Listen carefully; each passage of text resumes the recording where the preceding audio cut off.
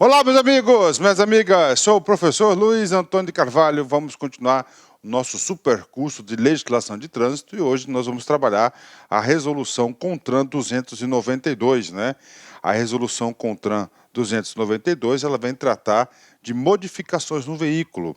Modificações no veículo, nós vimos lá na nossa aula do CTB, em especial o artigo 98, diz o seguinte: antes de você efetuar qualquer modificação no veículo, você deverá ter o quê? Prévia autorização do DETRAN, e mais combinado com o artigo 106. Ou seja, agora nós vamos falar aí dos principais pontos de modificação dos veículos da resolução 292. Vem comigo, né?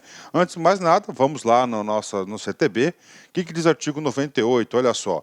Nenhum proprietário ou responsável poderá, sem prévia autorização da autoridade competente, ou seja, quem que é a autoridade competente? O DETRAN é um produto do DETRAN, o registro e licenciamento do veículo. Então, antes de qualquer coisa, ele deverá o quê? Solicitar a autorização da autoridade competente, fazer ou ordenar que sejam feitas no veículo modificações das suas características de fábrica. Tudo isso para quê? Visando o quê? A segurança, né? A segurança do veículo. O veículo é uma máquina complexa, onde tem várias implicações e toda e qualquer alteração tem que estar de acordo com as especificações de segurança definida pelo CONTRAN. Artigo 106. No caso de fabricação artesanal, ou de modificação de veículo, ou ainda quando ocorrer substituição de equipamento de segurança especificado pelo fabricante, será exigido para o licenciamento e registro certificado de segurança expedido por instituição técnica credenciada, por órgão ou entidade de metrologia legal conforme norma estabelecida pelo CONTRAN, né? Ou seja, exatamente essa resolução. Então aí você tem que ter o CSV, né? Quando eu estava preparando essa aula, o assunto que veio, o exemplo que veio na minha cabeça é aquele lata velha lá do Luciano Huck, né? Acredito que todos os alunos aí, ou maioria esmagadora aí dos alunos, já tiveram oportunidade de assistir esse programa de televisão. Então ali ele pega carros ali totalmente sucateados, né?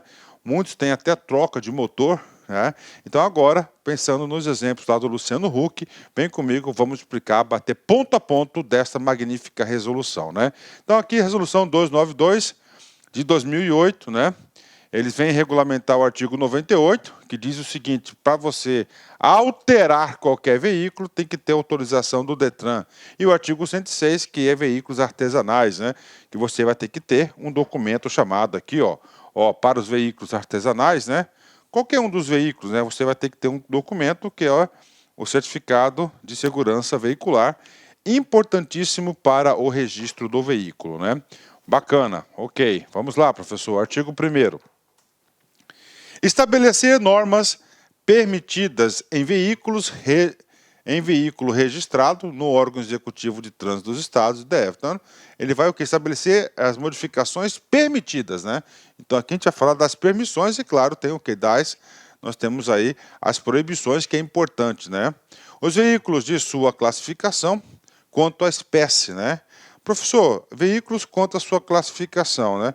Nós vimos, né, que nos veículos nós temos o que? Lá no artigo 96, nós temos aqui, ó, o famoso TEC, né? Temos o famoso TEC, né? Nós temos os veículos aqui de tração, nós temos veículos quanto a classificação, quanto a espécie, quanto a categoria, né? Quanto à sua espécie, ó, quanto à sua espécie, que é o quê? Classificação do T aqui, né?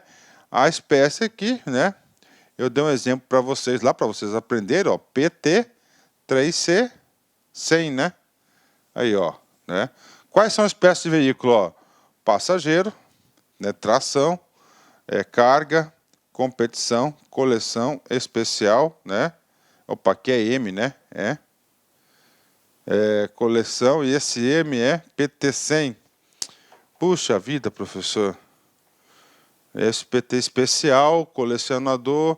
Eu esqueci o que é esse M aqui. Depois, no decorrer da aula, a gente lembra. Então, aqui, ó, PT100 é espécie, ou seja, né? Então, nós temos aí, né? Misto, né? De novo, ó, particulares, pela ordem, particulares, né? Particulares, carga, misto, tração, colecionador, competição e especial, né? Então, os veículos, quanto à sua classificação, quanto à espécie, qualquer uma dessas espécies, né? Tipo e carroceria, estão descritos na portaria 1207 de 2010 do Denatran, bem como as suas alterações posteriores, né? Então aí está submetendo o CONTRAN, está submetendo aí a esta portaria do Denatran. Denatran é a maior autoridade hoje em relação à especificação aí de requisitos de veículos no Brasil, né? Vamos lá. A parágrafo 2º, né? Artigo 2º, aliás. As modificações permitidas em veículos, bem como a aplicação à exigência para cada modificação e a nova classificação dos veículos, após modificados, quando tipo, espécie e carroceria, para fins de registro e emissão de CRV, que é o Certificado de Registro Veicular, mais o Certificado de Registro de Licenciamento Veicular, constarão na tabela anexa à portaria a ser editada pelo órgão máximo executivo de trânsito da União. Ou seja, então tem uma tabela de modificações permitidas de veículo. Então você deve ir nessa tabela aqui. Professor, devo estudar ela? Se no seu edital ela pede a portaria do Denatran, você deverá estudar, porque são muitos detalhes, né? Parágrafo único, vem comigo. Além das modificações previstas na resolução, também são permitidas as transformações em veículos previstos no anexo 2 da portaria 1207 de 2010 do Denatran, bem como as suas alterações posteriores, as quais devem ser precedidas de obtenção de código de marca, modelo e conversão. Então, o parágrafo artigo 2º, ele trata da tabela aí, lá do Denatran, mais específica, né? Tem mais, professor? Tem mais, vamos lá. Artigo 3º, vem comigo aqui, né? Artigo 3º da resolução. As modificações em veículos devem ser precedidas de autorização da autoridade responsável pelo registro e licenciamento. Isso nós já falamos, né? Professor, as modificações em veículo devem ser precedidas, né? Esse comando está onde? Lá no artigo 98 do CTB. Professor, qual que é a autoridade responsável pelo registro e licenciamento? A autoridade responsável é o DETRAN, né? O órgão executivo estadual. Parágrafo único. A não observância do disposto do caput no artigo incorrerá nas penalidades e medidas administrativas previstas no artigo 230, inciso 7º, né? Ou seja, grave, né? Então aí você não fez aquela autorização, você vai estar pagando aí uma multa aí de natureza grave, né? Bacana, né? Ok. Vem comigo. Parágrafo 4º, artigo 4º. Quando houver modificação, exigir-se-á a realização de inspeção de segurança veicular para a emissão do certificado de segurança veicular. Opa, então toda vez, preste atenção, tá? Isso é importante, isso pode ser cobrado na sua prova. Toda vez que houver modificação, né, vai ter, claro, a inspeção veicular, né? Isso aqui nós já sabemos que vai ter a inspeção veicular, porque quando você modificou a estrutura do veículo, você vai ter que fazer o quê? Novo registro veicular. E essa aqui é uma das hipóteses, preste atenção aqui, necessário de inspeção veicular de acordo com o artigo 103 do CTB. Além disso, outra inspeção, que é a inspeção para a emissão do certificado de segurança veicular, conforme regulamentação específica do Inmetro. Certificado de segurança veicular, parâmetros de segurança. Professor, quem que vai ditar esses parâmetros de segurança? Nada mais e nada menos que o Inmetro, né? Expedido por instituição técnica licenciada pelo Denatran, respeitadas as disposições constantes na tabela anexa à portaria a ser editada pelo órgão máximo executivo da União. Então, isso aqui, muito importante o trabalho do artigo 4º, o trabalho principal do artigo 4º, dizendo o seguinte, ó, se houve modificação, você vai ter que passar por inspeção veicular e você vai ter que ter o quê? O certificado de segurança veicular, que não é um documento fácil para ser obtido. Parágrafo único, vem comigo aqui. O número do certificado de segurança veicular deve ser registrado no campo das observações do seu registro do veículo, ou seja, lá no registro do veículo, que é o documento do veículo, deverá constar o quê? O número do certificado da segurança veicular e do licenciamento também, enquanto que as modificações devem ser registradas nos campos específicos e quando estes não existirem, no campo observações, né? Então é o seguinte, você vai ter que ir lá os campos específicos, né? Por exemplo, né? Campos específicos, lá tem um campo específico chamado cor. Se você mudou a cor, você vai constar lá. Se for algumas modificações que não está aqui, você vai ter que colocar lá nas observações aí do documento do veículo, né? Bingo, professor, bingo, tá aí, galera, né? Ótimo, né? Aí, né? Agora, isso aqui, não, eu tenho certeza que você não está tendo dificuldade. Por quê? Porque eu já entendo que você já assistiu todas as minhas aulas do CTB. Nosso curso do CTB, nós temos aí, nós batemos todos os artigos do CTB, desde o primeiro artigo até o último, que é o 341, artigo por artigo. A gente falou sobre todos esses assuntos aqui de forma genérica, né? Agora específica. Vem comigo. Artigo 5º, né? Artigo 5º vem a ser uma regra de transição. Vamos lá, vem comigo. Somente serão registrados e licenciados emplacados como motor alimentado a óleo diesel. Então é uma regra para o quê? Motor alimentado a óleo diesel, né? Como nós sabemos, né? O óleo diesel é um combustível que polui mais, né? E aqui no Brasil, a política de combustível no Brasil, o óleo diesel é um combustível destinado, em especial, para o transporte de cargas, né? Cargas e, claro, também de transporte coletivo de passageiros, né? Os veículos autorizados conforme a portaria 23, tá? 2394, lá do Denatran, né? Baixado pelo DNC, né? Ok. E regulamentados. Então, assim, somente para ser veículo a diesel, somente esses veículos, né? Professor, por que isso, professor? Porque é o seguinte, né? Eu estou com o meu veículo, estou com o meu golzinho lá bacana, né? A gasolina, né? A gente sabe que a gasolina é a mais cara que tem e que tem o maior desempenho, né? Em relação a quilômetros rodados. O diesel, ele é mais barato, né? E ele tem uma rodagem quase semelhante da combustível, da gasolina, em alguns casos até maior, dependendo do motor, né? E do combustível, claro, né? O que acontece? O cara fala, não, eu quero modificar meu motor para diesel. Pode? Não, não pode. Por que não pode? Porque o seu Gol, eu lhe garanto que não está aqui, nessa portaria 23. Então, para a alteração e modificação, tá certo, do motor alimentado por óleo diesel, este é o comando, este é o aprendizado, isso que você tem que levar para a prova. Apenas os veículos listados na portaria 23 do DNC. Fica proibida a modificação da estrutura original de fábrica dos veículos para aumentar a capacidade de carga, visando o uso do combustível, né? Então aí você não pode aí, aumentar, né, a capacidade de carga do veículo somente para você pedir alteração do combustível para o diesel, né? Diesel é um bom negócio, pode ter certeza, né? Artigo 6º, vem comigo, né? Os veículos de passageiros e de cargas, exceto veículos de 2, 3 ou 2, 3 rodas e quadriciclos, ok? Então já tiramos fora aí moto, motoneta, triciclos e quadriciclos, né? Usados que sofrerem alterações no sistema de suspensão, olha aí, sistema de suspensão, ficam obrigados a atender os limites e as exigências previstos nessa resolução, cabendo a cada entidade executora das modificações e do proprietário do veículo a responsabilidade pelo atendimento às exigências em vigor. Então, olha aí, então, pode mexer na suspensão? Pode mexer na suspensão do veículo. O único que você não pode mexer na suspensão são aqui as motos, motonetas, triciclos e quadriciclos, né? Parágrafo 1º. Agora, o que pode ser mexido, né? Vem comigo aqui. Nos veículos, né, com peso bruto total até 3.500 quilos, né? Isso aqui, para você vincular, é vinculado o quê? Categoria B, né? Categoria B.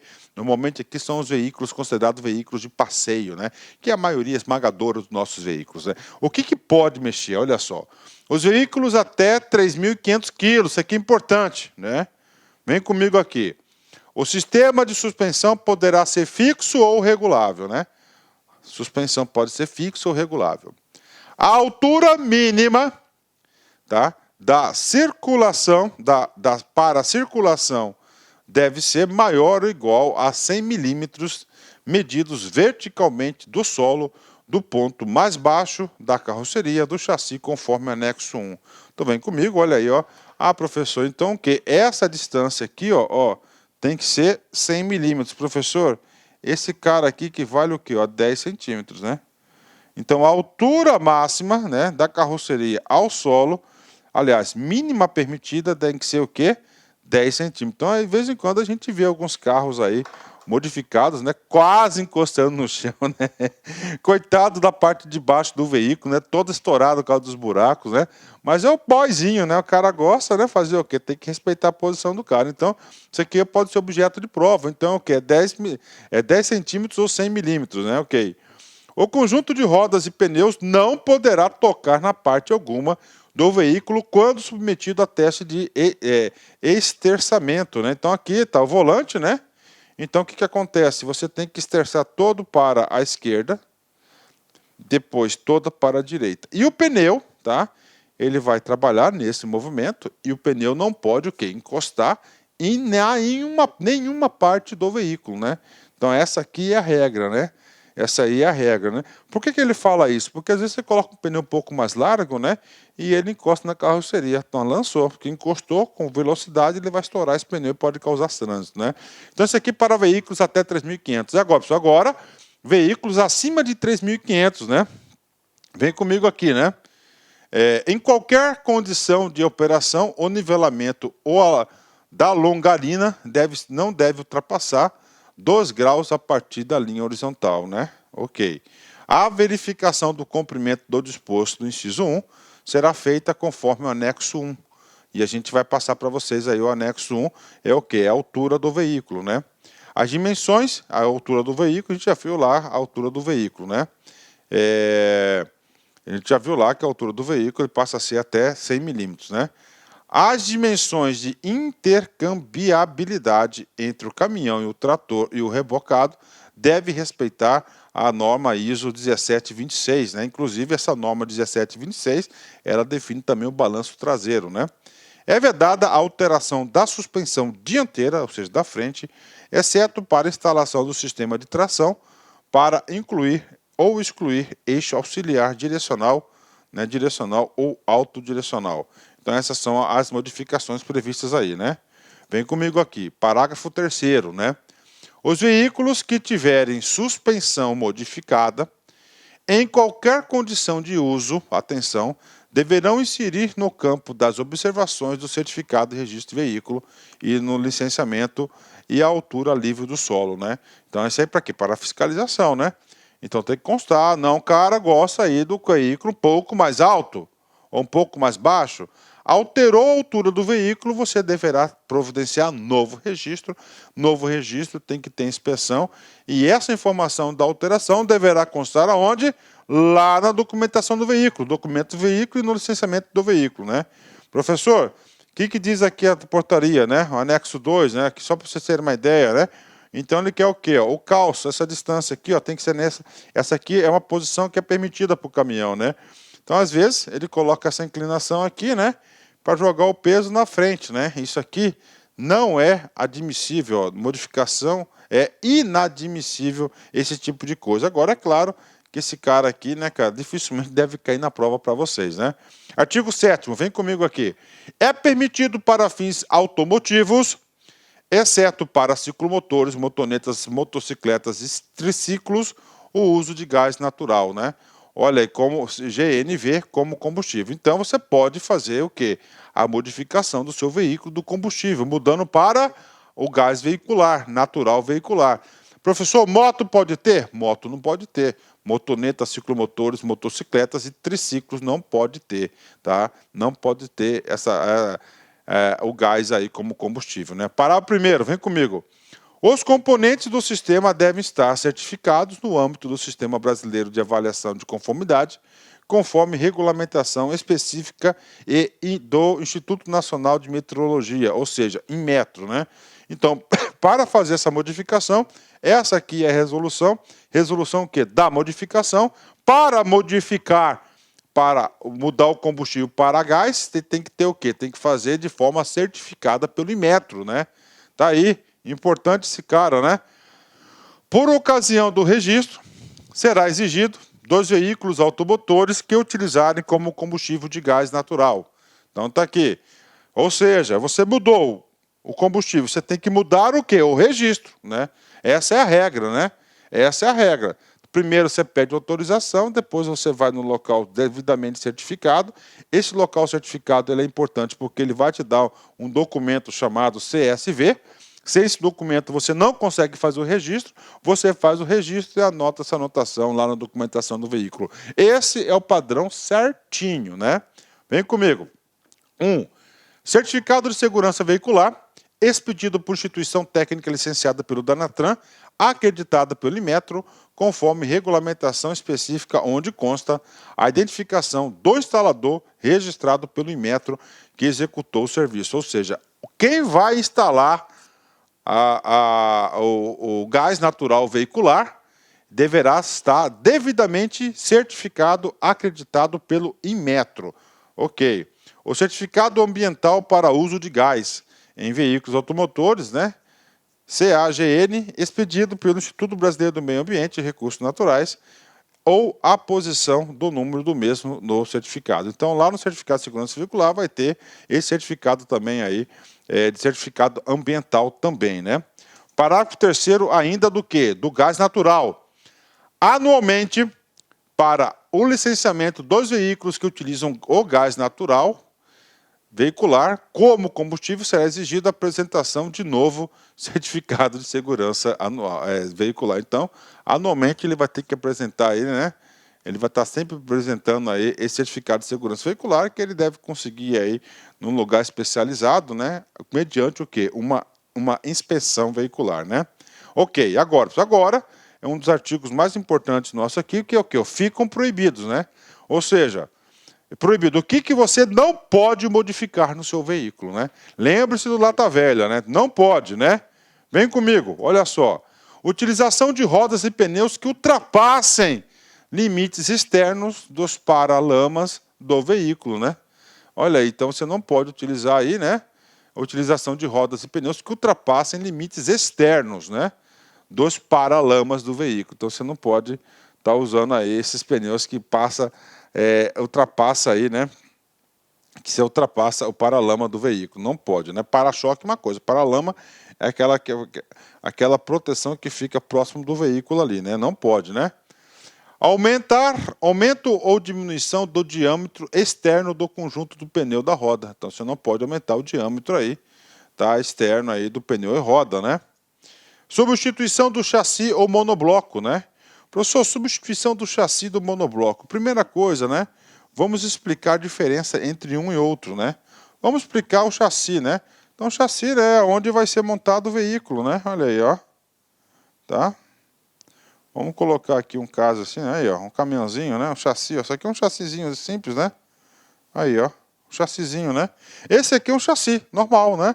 Bacana. Professor, e o monobloco? Monobloco... dos carros, 99% dos carros de passeio são montados em monobloco, né? Ou seja, o chassi dele já tem o assoalho, que é a parte de baixo, e a parte de cima. É um bloco só, né? Então ele vai ser o quê? Toda aquela estrutura do veículo. Aquilo ali é o monobloco, não é um chassi. Então você não pode substituir o chassi e nem o monobloco do veículo, né? Não pode fazer isso, né? Por outro chassi ou monobloco, nos casos de modificação, furto, roubo, sinistro de veículos, com exceção de sinistros de motocicletas e assemelhadas. Então, não pode fazer isso, né? 4. Adaptação do quarto eixo, né? Do quarto eixo do caminhão. 1, 2, 3. Olá, meus amigos, minhas amigas. Sou o professor Luiz Antônio de Carvalho, com muito prazer, muita satisfação. Estou aqui para apresentar uma isolada top de linha, uma isolada aí que não tem igual na internet, você pode ter certeza. Aqui é o único curso, né, de legislação de trânsito que nós temos o Código de Trânsito Brasileiro, que é a Lei 5.503 de 97, mais um curso de resoluções do CONTRAN. Professor, explica pra gente aqui. Tudo bem, então nós temos aqui o CTB. O CTB tem 341 artigos e o professor Luiz, eu gravei para vocês aí os 341 artigos, né, super atualizados. O único bloco de artigo que eu não gravo são crimes de trânsito, né?